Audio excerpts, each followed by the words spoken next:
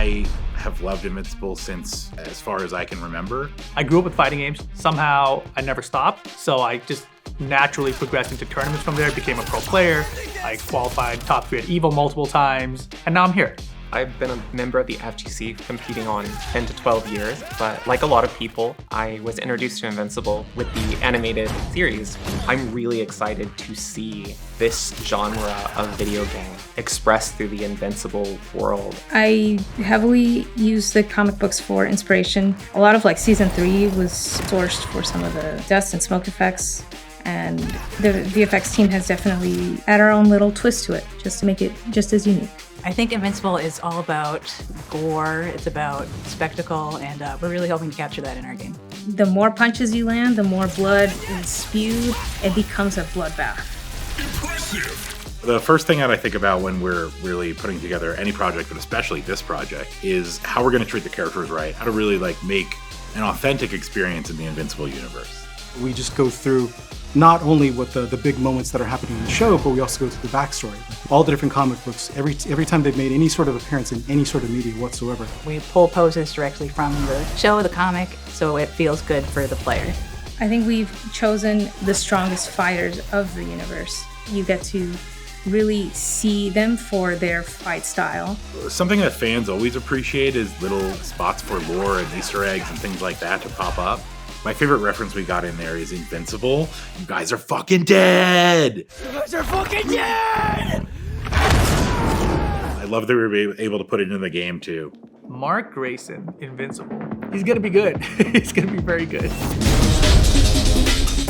Mark is very unrestrained, he's inexperienced, but he has a lot of heart in the way he fights. He puts his all into everything. Tell Angstrom he can kiss my ass!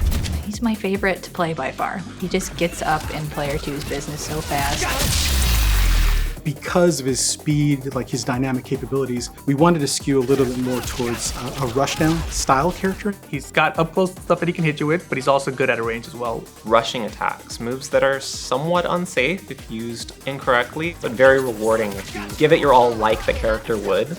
He's not a trained fighter, so he's a little looser in his movements. He can do ground combos into air combos, back down to ground combos, and really just kind of keep the opponent on their toes. He's got a low barrier of entry, and will meet you as your skill increases all the way to the highest level. His Invincible punch, which is a punch where he actually lunges and dashes to almost the full screen, and he does a powerful punch. It's one of his first punches that he uses in the show. So we wanted to have that call out there. He has an anti-air move that we're calling Geyser, and it's actually another call out to one of the other moments in the show. You see him step off the air. We actually gave him a kick.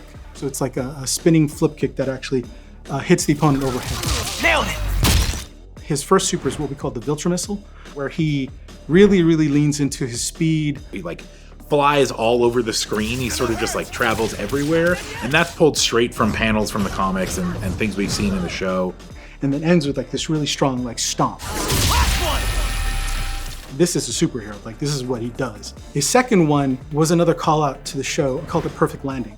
The idea was when he was first starting to learn how to fly, he crash landed straight into the ground. And whenever you can, launch his ultimate. Just fucking die!